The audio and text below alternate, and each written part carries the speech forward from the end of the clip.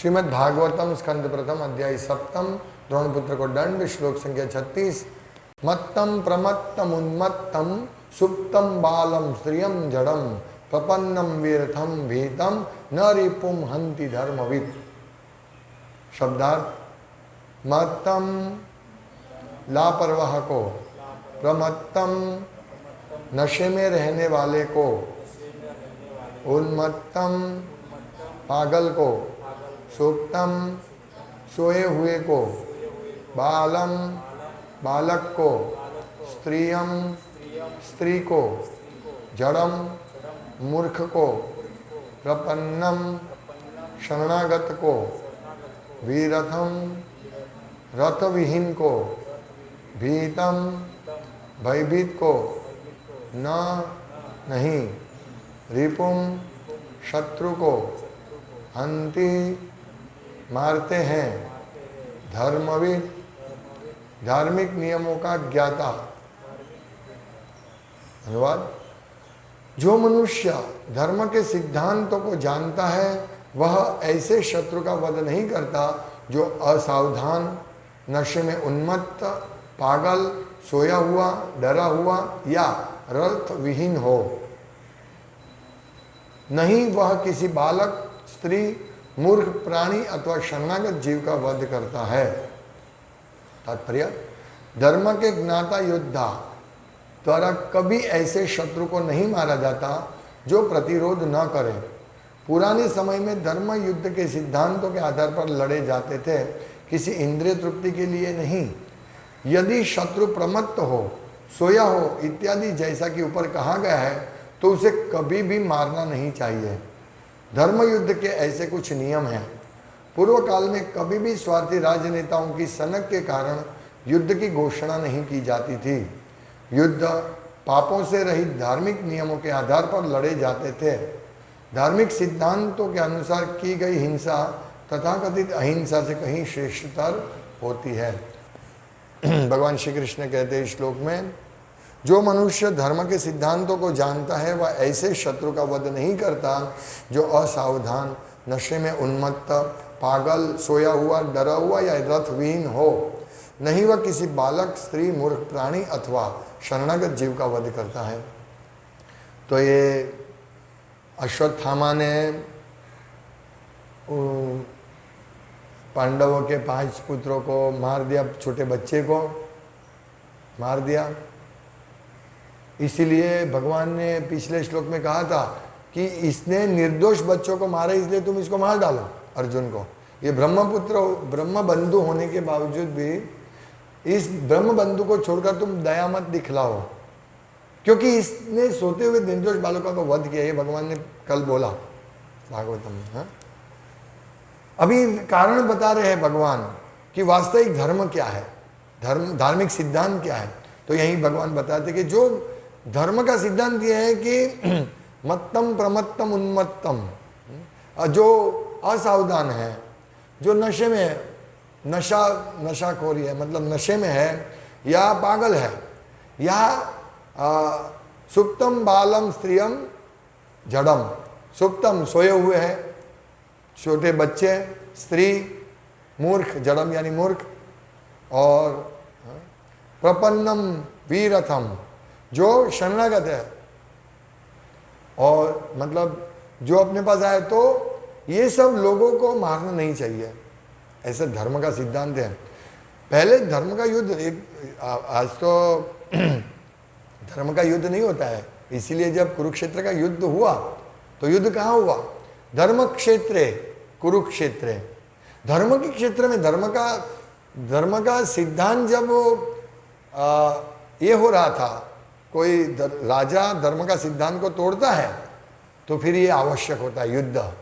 युद्ध से धार्मिक सिद्धांतों की स्थापना होती है। युद्ध ऐसे ही नहीं लड़ा जाता है कि चलो इसको मार दो, मुझे अपना अच्छा नहीं। प्रभुपाद यहाँ कहते कि इंद्रिय तृप्ति के लिए युद्ध नहीं होता है। अपनी सनक के हिसाब से बोल दे अभी चाइना पे अटैक करो, या चाइना वाले बोले अभी भारत पे अटैक करो। भारत ने आपको क्या बिगाड़ा है? भारत शांति से अपना कार्य कर रहा है, वो किसी को परेशान नहीं करता है, तो क्यों अटैक करता है चाइना अपनी? ये सब सनक होती है उनकी। लेकिन भारत भी क्या है, कि ठीक है हम बात बोलेंगे उससे, उसके साथ बात करेंगे, ऐसा नहीं, युद्ध होना चाहिए, ऐसे में युद्ध होना चाहिए। जब भारत पाकिस्तान का युद्ध हुआ या चाइना और भारत का युद्ध हुआ तो प्रभुपाद को पूछा कि युद्ध नहीं होना चाहिए ना, ये शांति होनी चाहिए। प्रभु ने नहीं, युद्ध होना चाहिए, युद्ध जरूरी है। तो ये युद्ध बहुत जरूरी है, लेकिन धार्मिक सिद्धांतों के हिसाब से होना चाहिए। जैसे दुर्योधन है, तो दुर्योधन जो राज्य कर रहा था तो अच्छी तरह लोग सुखी थे, वो लोग राज्य अच्छी तरह कर रहे थे, लेकिन धार्मिक सिद्धांत का ये हुआ था, विरोध हुआ था, क्योंकि राज सत्ता युधिष्ठिर महाराज को मिलनी चाहिए ये धर्म के हिसाब से। लेकिन उन्होंने युधिष्ठिर महाराज को छल से दूर कर दिया राज सत्ता से, और वो अपने खुद बैठ गए राजगद्दी पे। हालांकि वो लोग अच्छा चला रहे थे, लेकिन धर्म के विरुद्ध कर रहे थे। इसीलिए ये युद्ध की आवश्यकता पड़ी। इसीलिए भगवान ने पहले शाम दाम दंड भेद सब तरह से समझाने का कोशिश किया है दुर्योधन को, सामने वाली पार्टी को। इन्होंने भी बात शांति की बात की कि भाई शांति से आप इसको दे दो, लेकिन युद्ध जरूरी बना, युद्ध करना है। अभी यहां भगवान कह रहे हैं कि युद्ध में मारना, मतलब युद्ध जरूरी है धार्मिक सिद्धांतों के हिसाब से, लेकिन इतने लोगों को मारना नहीं चाहिए, इसमें सोए हुए लोगों को और बच्चे को। तो यहां तो बच्चे भी थे और सोए हुए भी थे, तो बालक, स्त्री, मूर्ख प्राणी और शरणागत जीव का कभी भी वध नहीं होना चाहिए। यहां तो रथ, कोई रथी है, महारथी, रथी मतलब रथ पे लेकर फाइट कर रहा है, और किसी सामने वाला नीचे पायदल है, या नीचे सामने वाला जो प्रतिस्पर्धी है उसका रथ टूट गया, नीचे उतर गया, तो वो नीचे उतर के फाइट करेगा। ये धार्मिक सिद्धांत है। और फाइट शाम को जब सूर्यास्त होता है तब फाइटिंग बंद हो जाती है, फिर एक दूसरे में के साथ बैठ के बात करते हैं। देखो ये लोग, पांडव लोग कौरवों की सेना में जाते थे, कौरव लोग इधर आते थे, एकदम स्पोर्ट्समैन स्पिरिट। ऐसा नहीं तुम युद्ध में मेरे पे बाण चले थे, चल मैं अभी तुम आए हो ना कत्ल कर दो, ऐसा कितना खेल दिली है स्पोर्ट्समैन स्पिरिट। धार्मिक सिद्धांत कैसे है, मतलब इसी से हमको समझ पड़ते है कि धर्म क्या है। मूर्ख लोग बोलते हैं कि भगवान तुम्हारे कैसे, इन्होंने 64 करोड़ लोगों को मरवा दिया। नहीं, वो धार्मिक था। भगवान जो भी कार्य करते हैं धार्मिक होता है। भगवान के कार्य में कभी दोष नहीं होता है। कोई बोल सकता है कि भगवान 16,108 रानी से शादी किया, यस ये धार्मिक है क्योंकि भगवान ने किया है, भगवान में कभी दोष नहीं है। बहुत सुंदर उदाहरण देते हैं, रासलीला में भगवान ने करोड़ों गोपियों के साथ रास नृत्य किया, तो सुखदेव गोस्वामी ने प्रश्न पूछा हम सब लोगों के लिए, अरे सुखदेव गोस्वामी को प्रश्न पूछा परीक्षित महाराज ने कि ये भगवान है और भगवान ऐसा स्त्रियों के साथ, पर स्त्री के साथ क्यों ऐसा नृत्य करते हैं। तब बहुत सुंदर जवाब देते सुखदेव गोस्वामी कि जिस प्रकार सूर्य, जो बड़े व्यक्ति होते हैं ना, उनको कोई पाप कर्म नहीं लगते हैं। जैसे सूर्य है तो सूर्य सब जगह पर से पानी सोचता है, तो मलमूत्र को भी शोषण करता है, मलमूत्र भी गंदी चीज को भी शोषण करता है, तो सूर्य कभी दूषित नहीं होता है। इसी प्रकार भगवान जो है वो कभी भी अधार्मिक कार्य नहीं करते भगवान। तो ये जो गोपियों के साथ रास नृत्य कर रहे हैं वो धार्मिक है, पूर्ण परम धर्म है वो, मतलब ये धर्म की परिसीमा है। ये सबसे बड़ा, ये सबसे बड़ा उन्नत सिद्धांत है धर्म का, उन्नत। इसीलिए तो सुखदेव गोस्वामी जो मुक्त पुरुष थे वो इसकी चर्चा करते हैं। भगवान चैतन्य महाप्रभु सन्यासी थे, फिर भी उन्होंने बोला कि जिस प्रकार गोपियों ने भगवान कृष्ण को प्रेम किया उसी प्रकार सर्वोच्च प्रेम है वो सबसे उत्तम प्रेम है। चैतन्य महाप्रभु कभी स्त्री को साथ में पास में नहीं आने देते थे। उनकी जो स्त्री, उनकी शिष्या भी थी, वो दूर से प्रणाम करते थे, वो कभी भी स्त्री को पास में नहीं आने देते थे। ये हमें समझना है, ये भी एक धर्म का सिद्धांत है कि स्त्रियों के साथ बातचीत नहीं करना चाहिए। जब जरूरत होती है तो जितने होती है वो हिसाब से बात करना चाहिए। तो ये बड़ा सिद्धांत है।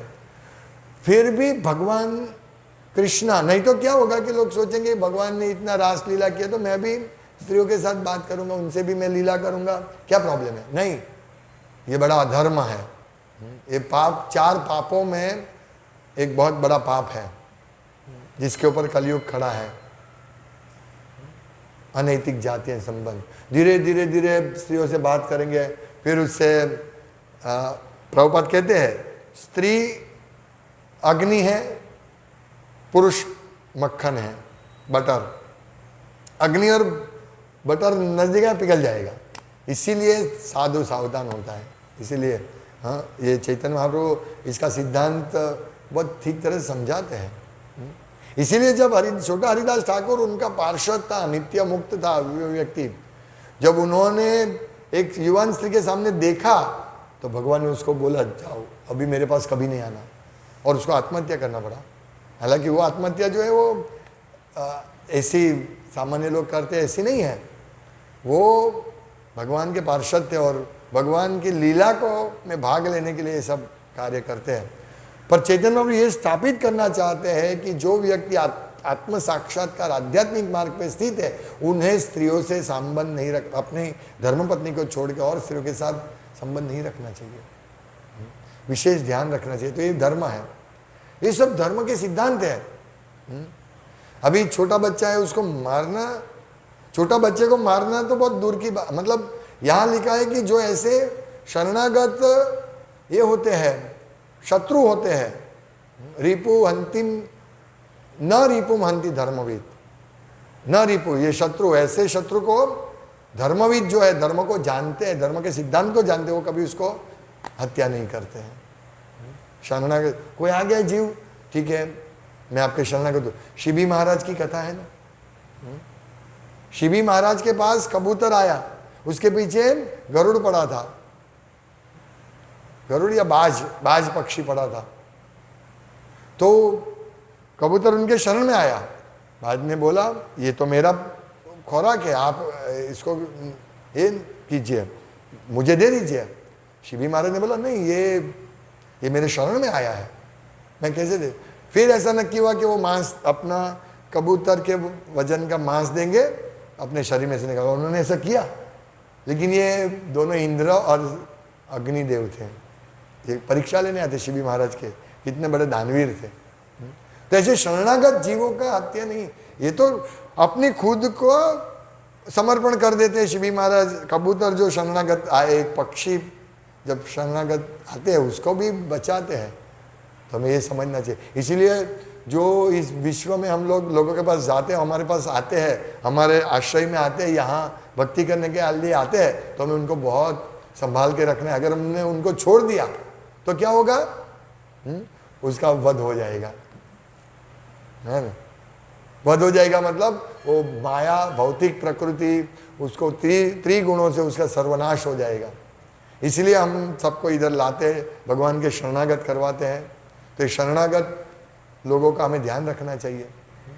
तो यहाँ ये गुस्से से उन्होंने कितना अधर्म कर दिया, देखिए।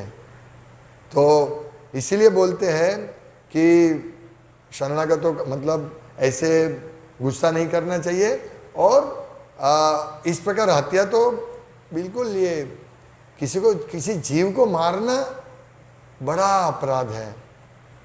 छोटे से पक्षी, छोटे से कीट पतंग को भी मारना अपराध है,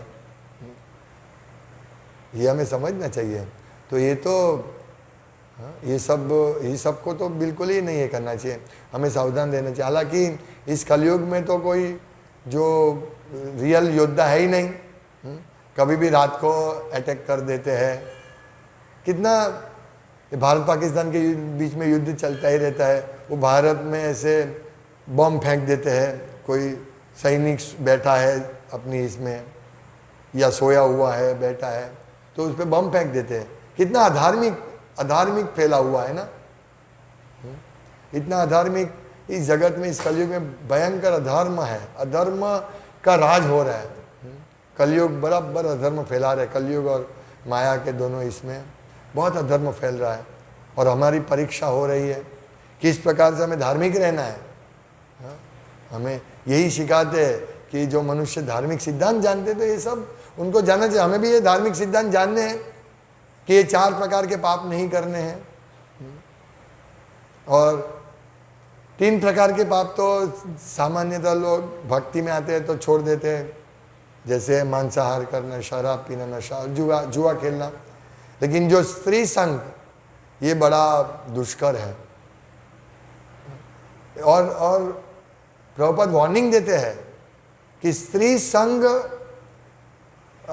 आध्यात्मिक रूप से जो भी आगे बढ़ना चाहे तो उसको स्त्री संग से बड़ा सावधान रहना है। अगर हमारी सेवा भी होती है तो भी स्त्रियों के साथ अलग। प्रभुपाद कहते हैं एक बार, जैसे किचन है तो प्रभुपाद बोले किचन में स्त्री, लेडीज और जेंट्स नहीं जा सकते। हाँ, लेडीज अगर उसके पति के साथ है तो जा सकते, लेकिन अकेले लेडीज और अलग जेंट्स नहीं जाना चाहिए।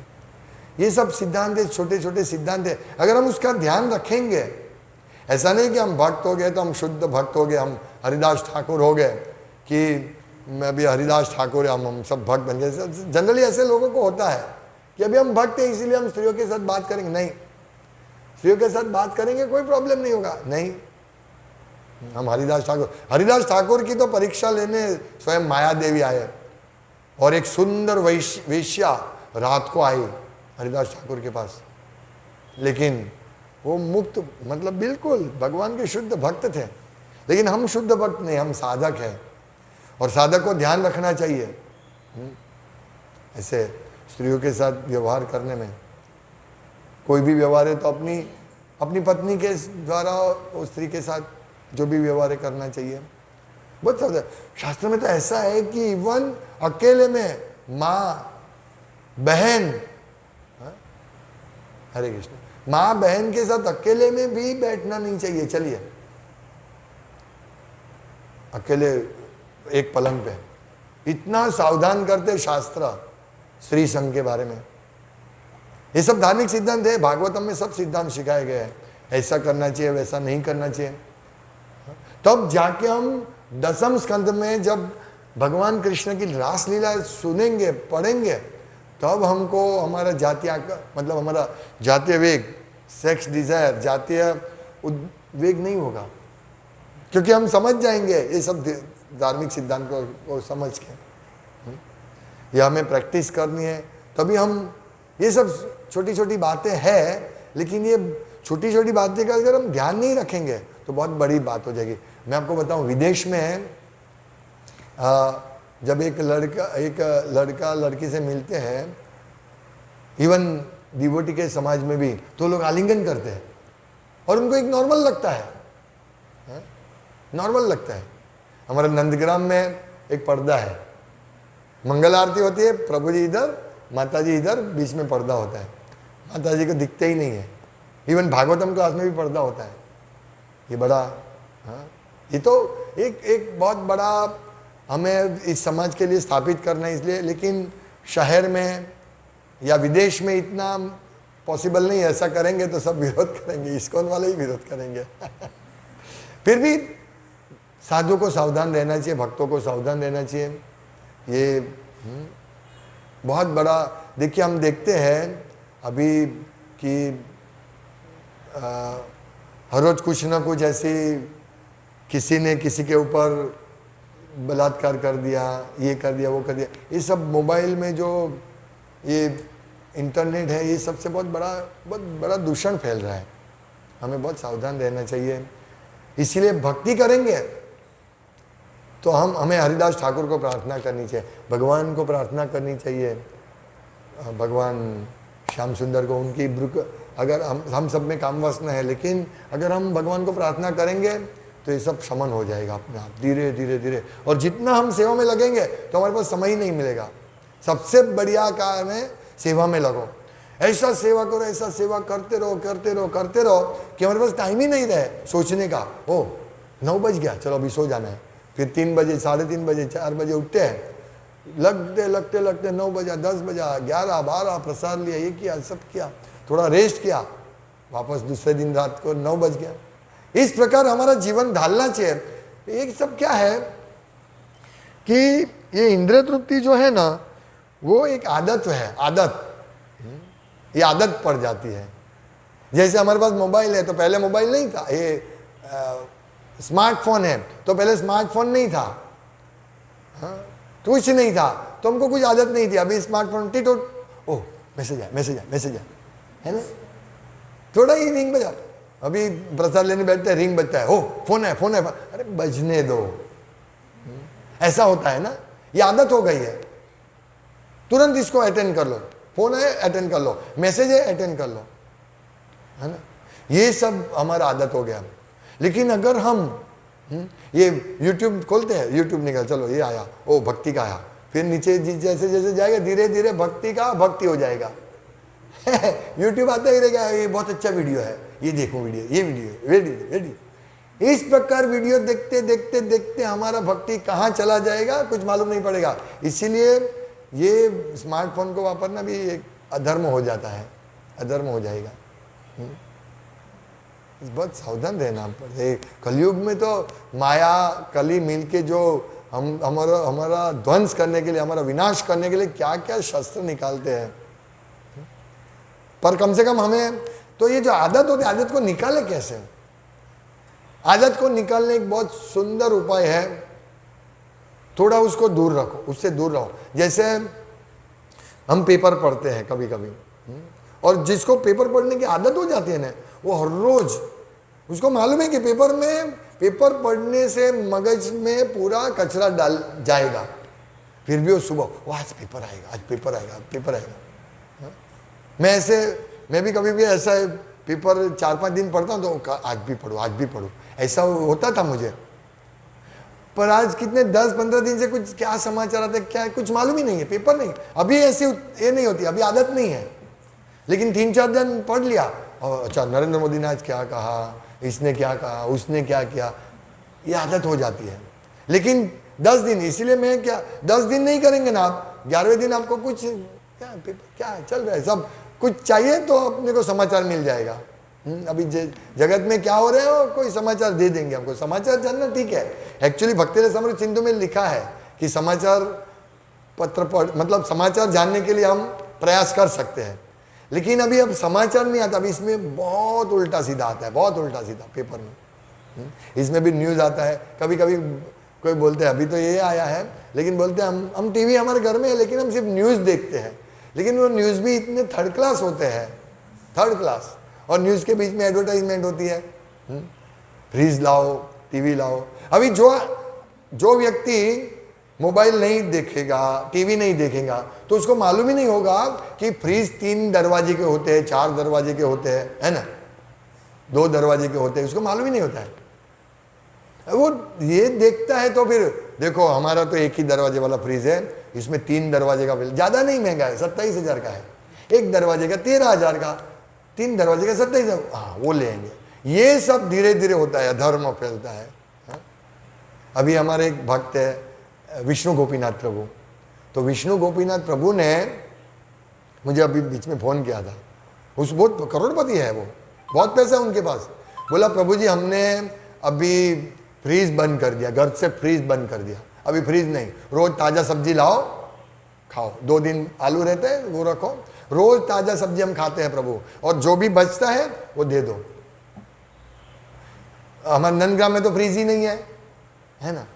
एक्चुअली पहले ऐसे ही था, भगवान कृष्ण के समय में ऐसे ही था, सब ऊपर लटकाते दही मक्खन, ऐसा सिस्टम ही ऐसा है कि पूरा दूध निकलता है, दूध पियो पूरा दिन जो भी पीना है, और रात को जो दूध बचता है उसका दही बना दो, और वो दही बना के दूसरे दिन उसका लस्सी बनाओ, घी बनाओ, छाछ बनाओ, एक एक जो फिर उसका घी बनाएंगे तो जो घी बनता है वो और छाछ बनता है, एक एक ड्रॉप दूध का, एक एक ड्रॉप का उपयोग होता है। कितनी हमारी अच्छी, पहले कितनी बढ़िया संस्कृति हमारी, कितनी वंडरफुल संस्कृति है, वो छोड़ के हम टीवी, फ्रिज, एसी, ये प्रभु जी एसी भी बंद कर दिया। एसी ये भी एक आदत है, एसी भी। अभी ठंडी भी होती है ना, जैसे पंखा एक आदत है, ठंड भी होती है तो पंखा चालू करके हम ओढ़ के सो जाते हैं। आदत हो जाती है। ऐसे ही एसी, कोई गर्मी नहीं है पर एसी स्विच दबाने की आदत हो जाती है। ये सब आदत निकालनी है। हरे कृष्ण। श्रीमद् भागवतम की जय, श्रील प्रभुपाद की जय।